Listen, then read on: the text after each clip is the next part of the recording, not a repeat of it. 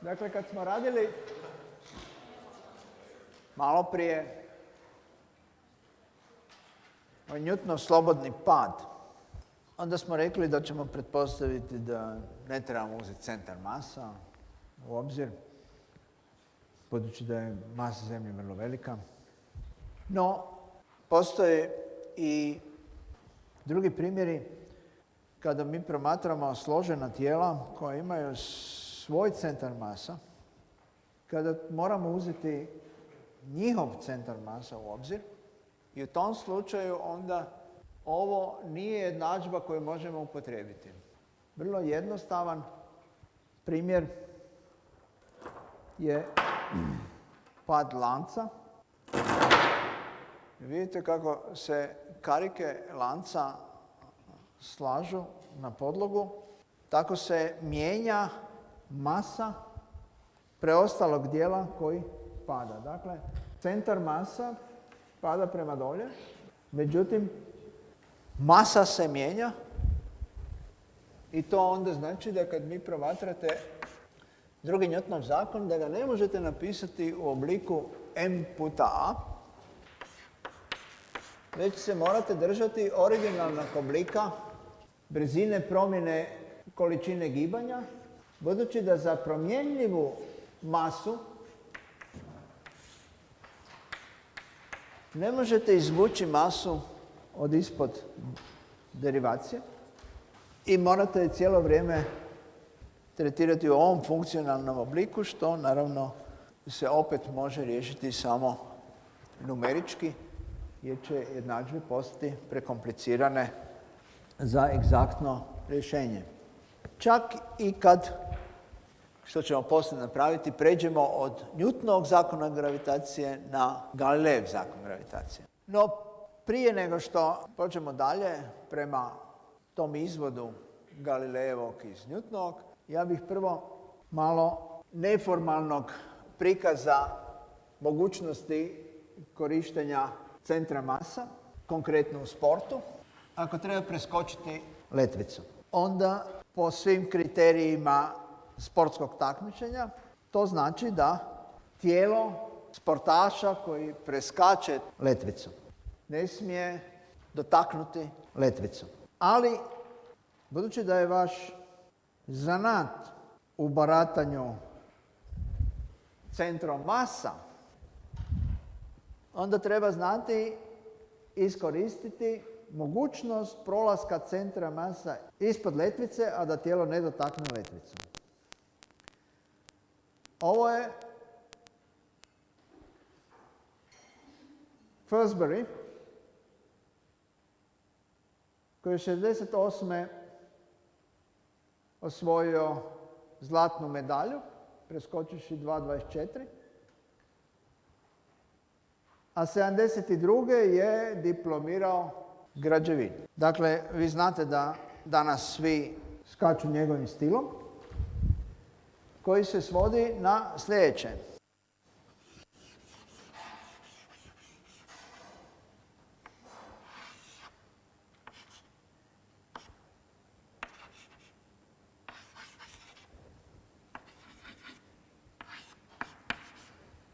Centar masa ide ispod letvice, a tijelo ne dotiče letvicu. To pokazuje koliko je gibanje složenog sustava upotrebljivo u konkretnom realnom svijetu. No, direktna ekstrapolacija ovog lanca vas veže još više uz vašu struku. Ova snimka pokazuje efekt računanja gibanja centra masa velikih objekata u gravitacijskom polju, gdje treba kontrolirati gibanje svih centara masa u pojedinim dijelovima ovakve strukture.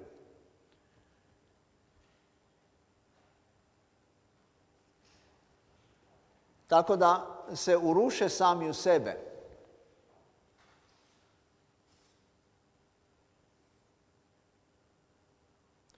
jer kao što vidite oko njih postoje objekti koji trebaju ostati neoštećeni.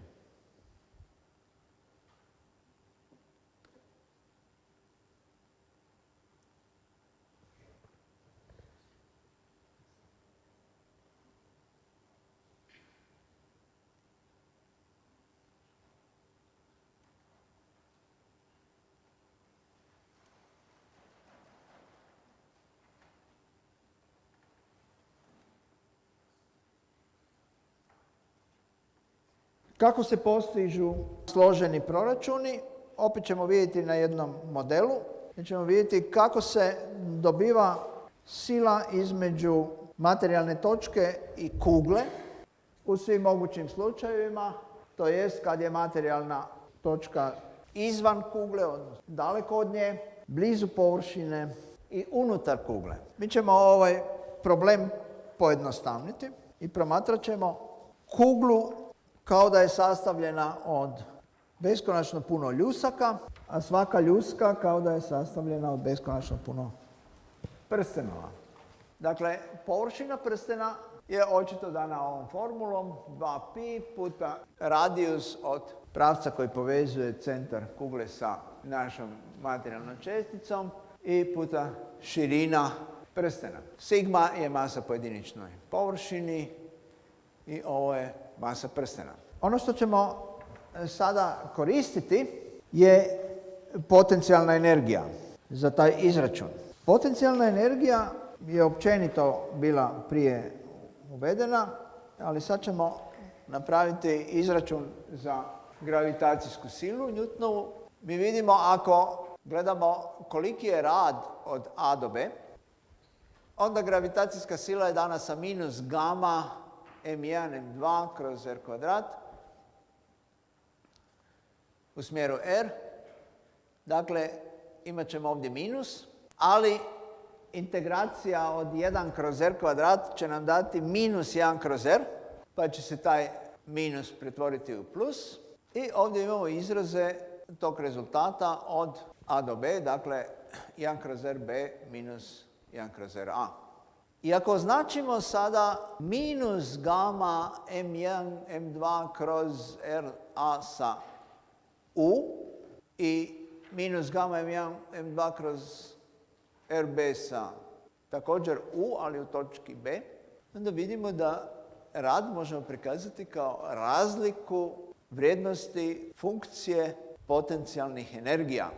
To nije uvijek slučaj, ali je uvijek slučaj sa prirodnim silama, dakle sile koje opadaju s kvadratom udaljenosti, konstantne sile, linearne sile, one sve zadovoljavaju ovaj uvjet da neovisno od putu kojim dolazimo od A do B, će ukupan rad biti uvijek razlika dvije vrijednosti. Ujedno je ovo i definicija potencijalne energije za gravitacijske sile. Još ćemo uvesti gravitacijsko polje koje nam omogućuje da promatramo djelovanje neke mase na svaku masu koju dovedemo u njenu blizinu. Bez promatranja tih ostalih masa, mi vidimo da ako je ova masa koju promatramo, m, onda će na nekoj konstantnoj udaljenosti r od te mase iznos polja za svaku od tih točaka biti dan vektorom prema masi. Dakle, imat ćemo jedan zrakasti oblik silnica s obzirom na masu koja je izvor tog polja. Zašto je to tako? Pa zato jer je ovo jednako sili kroz masu koju stavljamo u polje. Dakle, neka je ovo, na primjer, m, neka mala masa. I to će onda biti jednako minus gama m kroz r kvadrat r, 0. Budući da r0 uvijek gleda u smjeru vektora r, ovaj minus će nam dati suprotni smjer vektora polja. ako mi sad u polje ovakve jedne mase stavimo nekakvu drugu masu m, koja recimo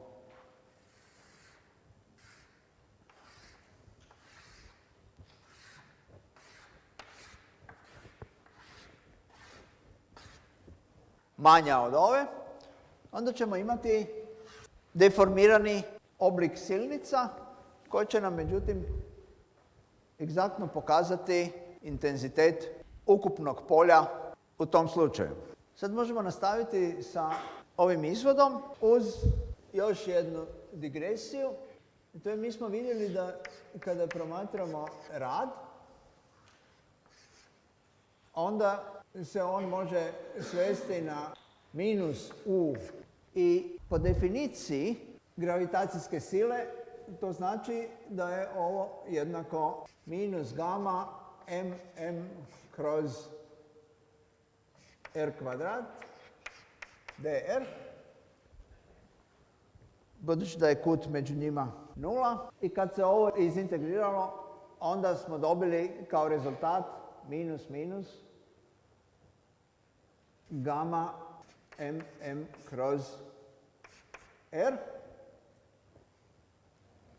Ovo izderiviramo, dobit ćemo ovdje minus, dakle upravo silu od koje smo i pošli.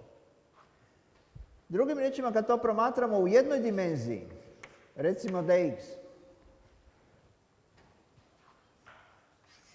onda je to jednako u od x, što znači da kada to promatramo kao derivaciju od u po dx, mi moramo dobiti f. Sad trebamo ga realizirati ovaj slučaj na opći slučaj kad imamo 3 dimenzije. Što znači da ćemo mi promatrati du po dx da je jednako f od x minus, ne? Minus du po d od y da je jednako f od y i minus du po dz da je jednako f od z. Kada promatramo ovako odjedanputa tretirane smjerove po kojima deriviramo, odnosno varijable po kojima deriviramo, funkciju koja ovisi o sve 3 varijable, jer ovaj u je funkcija i od x, i od y, i od z, onda govorimo o parcijalnim derivacijama. Mi možemo uvesti znak za sva 3 ova izraza odjedanputa, koji će se zvati nabla ili gradijent.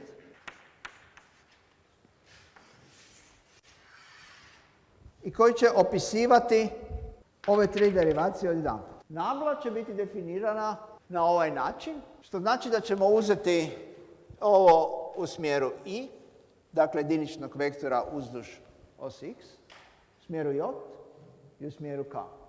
I sada vidite kad taj operator primijenimo na potencijalnu energiju, dobit ćemo silu. Što to znači? Operator može biti, na primjer, kvadriranje. Dakle, operator kvadriranja, ako primijenimo na broj 2, rezultat će biti 4. Ne? Isto tako, operator nabla, kad primijenimo na funkciju koja ovisi o x, y i z, njen rezultat će biti derivacija po x u smjeru i, po y u smjeru j i po z u smjeru k.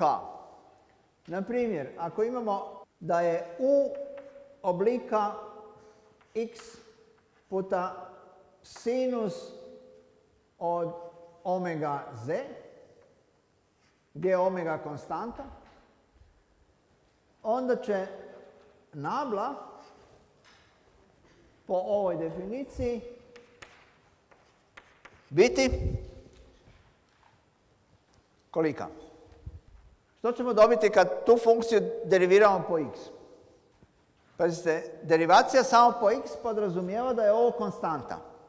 Dakle, dobit ćemo da je to sinus od omega z. Derivacija po y podrazumijeva da je x i z da su konstante. Dakle, dobit ćemo nulu. I u smjeru k, x je konstanta, dobit ćemo x omega kosinus od omega z. Dakle, deriviranje je kao i svako drugo deriviranje, samo što je odjedanputa u sva tri smjera. Sad možemo pogledati dalje što se može s našim novo uvedenim aparatom napraviti.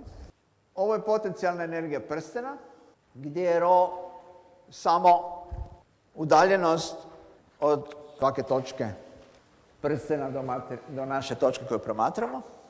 I ukupnu potencijalnu energiju ljuske ćemo dobiti tako što ćemo sumirati utjecaj svih prstenova od sjevernog pola do južnog pola. Dakle, izintegrirati od 0 do pi, theta koji se mijenja od 0 do pi.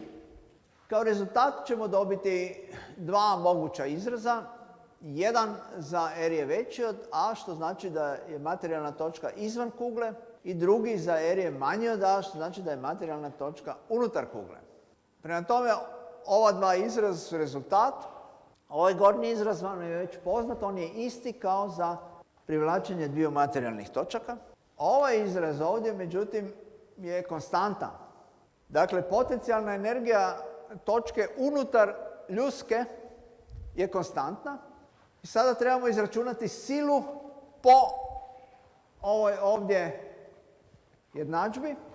Sila je gradijent potencijalne energije i dobili smo uobičajeni oblik. Međutim, ovaj oblik je zanimljiviji zbog toga što smo dobili da je unutar ljuske sila na bilo koji objekt, dakle na bilo koju materijalnu točku ili na bilo koju masu, nula. Drugim riječima imamo svemirsku stanicu koja je kuglastog oblika. I ako neko parkira svoj svemirski brod izvan svemirske stanice, onda će nakon nekog vremena taj brod lupiti u svemirsku stanicu i će se privlačiti s njom. Međutim, ako kroz veliki portal, kao u sci-fi filmovima, uđe unutra u ljusku, onda neće biti nikakve privlačne sile između svemirskog broda i ljuske i on će moći mirno lebdjeti negdje na određenom položaju, još uzimajući u obzir da će privlačna sila između dva svemirska broda biti relativno mala. Ono što je međutim još interesantnije je konačni rezultat za kuglu. Dakle, kuglu dobivamo sumom svih ljusaka, što znači da ćemo uzeti u obzir za materijalnu točku izvan ljuske jednostavno ukupnu masu kugle, jer suma svih ljusaka se svodi na ukupnu masu kugle. No, unutar kugle, u unutrašnjosti kugle, s obzirom na ovo što smo malo prije izveli, slijedi da će privlačna sila između mase na određenoj dubini biti svodiva na privlačnu silu između mase koja ima radijus dubine na kojoj se tijelo nalazi i mase koju promatramo. Dok masa izvan te unutrašnje kugle neće utjecati na silu između te dvije mase. Dakle, ako to uzmemo u obzir sa izračunom masa, unutrašnje i ukupne, onda vidimo da silu možemo napisati na ovaj način, a potencijalnu energiju dobiti u ovom obliku. Umjesto iščitavanja, ja ću grafički prikazati taj rezultat za ljuske i kugle. Dakle, u slučaju ljuske imamo nagli skok prilikom ulaska u ljusku i sila između materijalne točke i ljuske je nula, dok u slučaju pune kugle imamo ovakvu funkciju koju prepoznajete kao kakvu silu. Kakva je ovo sila? Nju smo već sreli. prošli put. Bavili smo se samo njome. Ovo tu je K, F je minus K puta R, što je to? Tako je. To je elastična sila. Prema tome, ako mi kroz središte mjeseca prokopamo tunel,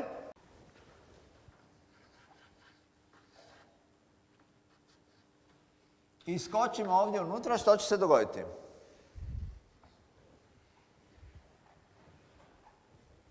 Ako ne reagiramo na drugoj strani, onda ćemo oscilirati od jedne strane do druge i natrag, jer ovo je elastična sila.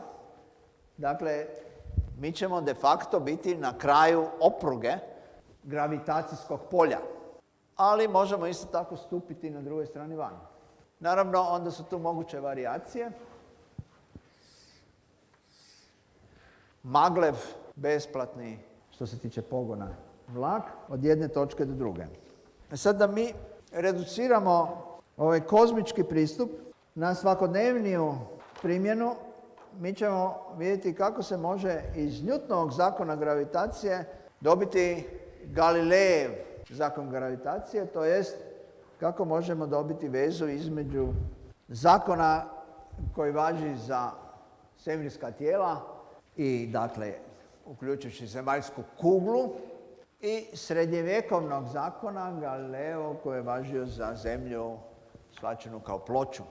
Mi vidimo kad napišemo rad od R plus H, dakle, kad napišemo to kao integral od R plus H gdje je R udaljenost od središta zemlje do stola, a H visina s obzirom na stol, udaljenost predmeta od stola, i R koji znači udaljenost središta zemlje od stola, onda dobivamo ovakav izraz. Dakle, ovdje unutra opet ćemo dobiti minus gamma m1 mzm kroz r kvadrat in dr, što će nam dati ovakav izračun i rezultat integracije. 1 kroz r kvadrat će dati minus, dakle minus i minus će se pokratiti. Dobit ćemo 1 kroz r minus 1 kroz r plus h. Minus 1 kroz r plus h puta gamma mz puta m definiramo kao potencijalnu energiju u točki r plus h, a minus gamma mz m 1 kroz r definiramo kao ur u točki r. I sada da bismo dobili koliki je u od r plus h s obzirom na u od r, mi ćemo ovakav izraz razviti u red. Ste radili Taylorov red na matematici? Mislim da jeste. Da ili ne? U programu matematika Taylorov red nam daje ovakav izraz. Relativno je lagano vidjeti kako se on dobiva. F od a, to znači za a je jednako 0. Ovo shvatimo kao 1 plus x. Dakle, 1 kroz 1 plus x, za x jednako 0 je 1. To je tamo 1. Ovdje 1. Prva derivacija od 1 kroz 1 plus x je 1 kroz 1 plus x na kvadrat sa minus predznakom zbog ovog izraza na minus prvu. Dakle, to je ovaj drugi član. Budući da je ovo ovdje onda 0. Treći član bi bio x kvadrat. To je ovaj treći član.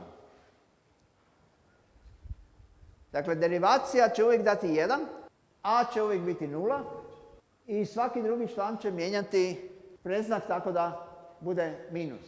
Mi ćemo se zadržati samo na prva dva člana, 1 i minus h kroz r, što znači da je to mgh minus mgr. I kad se to iskombinira sa ovim ovdje izrazom, koji možemo napisati kao mgr, dobit ćemo mgh.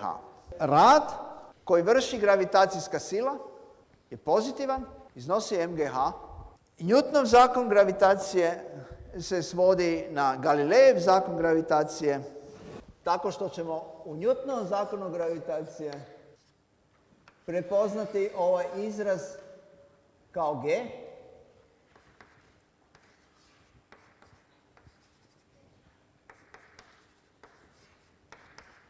koji će imati smjer suprotan od R0, koji ima smjer od središta Zemlje do promatrane točke, dakle do nas.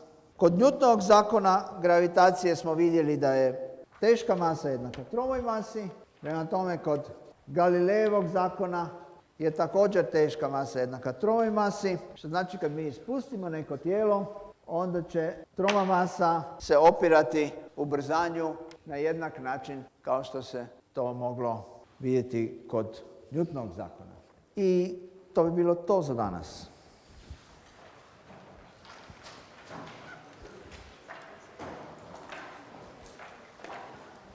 Pitanja?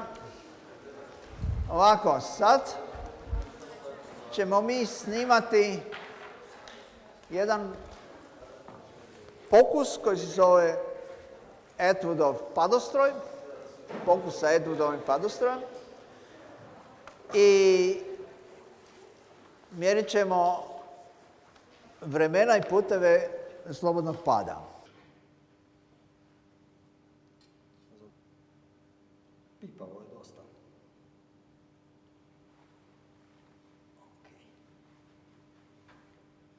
Metar 80.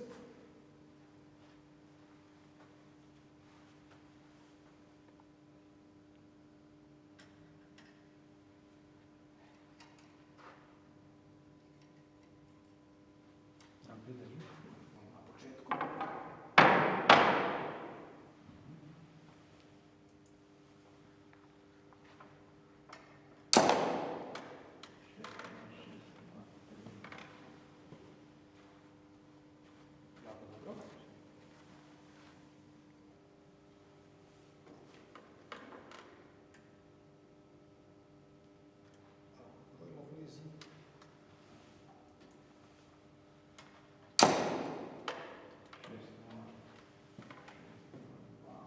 To znači razlika 10 na minus 5. Da, što je veća udaljenost? Da, jer relativna pogreška u putu nije manja. Znači, sad ovdje ako fulam pola milimetra, mi je puno manje relativna greška nego na onih 20 cm. A još jedna stvar, sad je i konac bliže kolotoru pa je bolja stvar.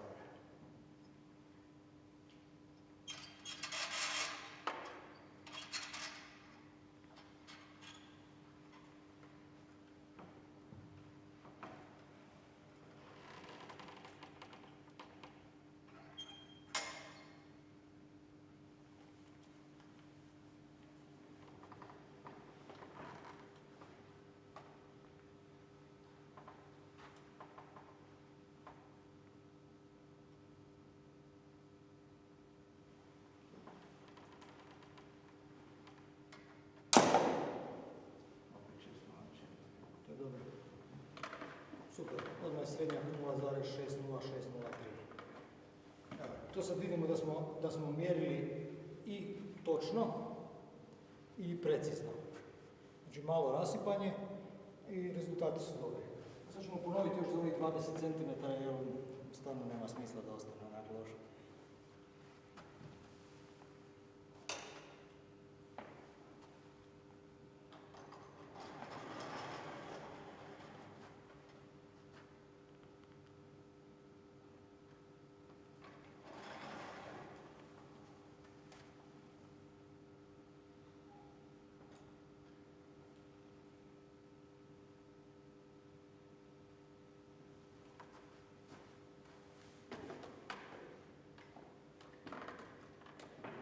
Kad stavite na one 4 decimale, imali smo 0,4039, pa 0,40394, to je opet 39, i onda je bilo 40405, ne, to je 41.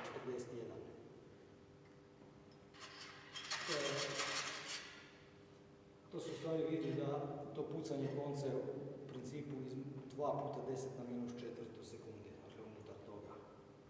I to ovisi o tome kak je konac namotan, kakva je vlaga, koliko stajalo, pun kufer ima stvari. Ovo pun kufer, naravno nećete s time.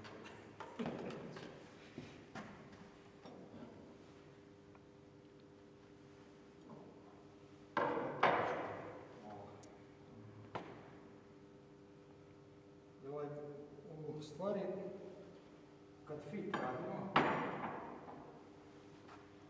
mi napravimo sljedeću stvar. Dakle, iz omjera vremena 1:2:3, omjera putova 1:4:9, kažemo da je S proporcionalno sa konstanta puta t na kvadrat. I onda metodom najmanjih kvadrata tražimo konstantu. Ta konstanta je u principu g pola. I ovo što će se sad dobiti je oko 4,902, tako nešto. 9804, 9805 su ova vremena. Mislim da je za ovu vrijednost.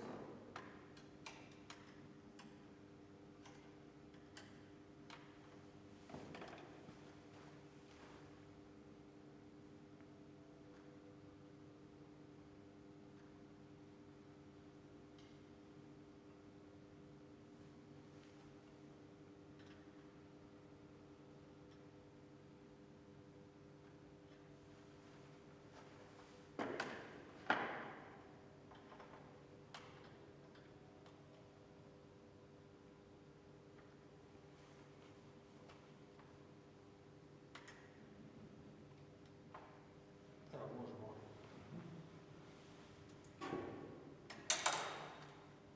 Ok, 0,20184.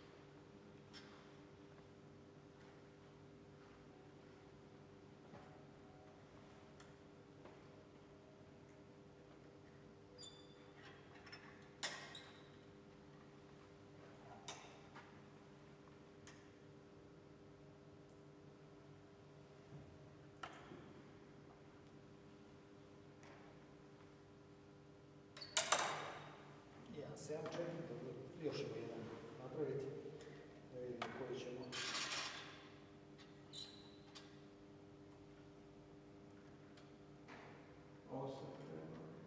Sad ću još. Pa, u principu da, jer to je greška opet na unutar 10 do minus 4. Dakle, razmak između.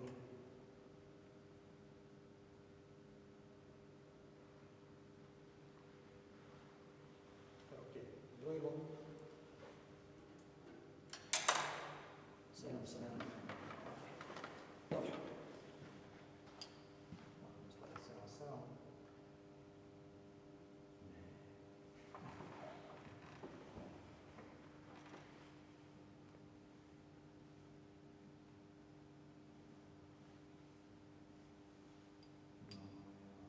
Dobro, to nije tako loše. Dobro, to se preciskuje, gledaju se novaci.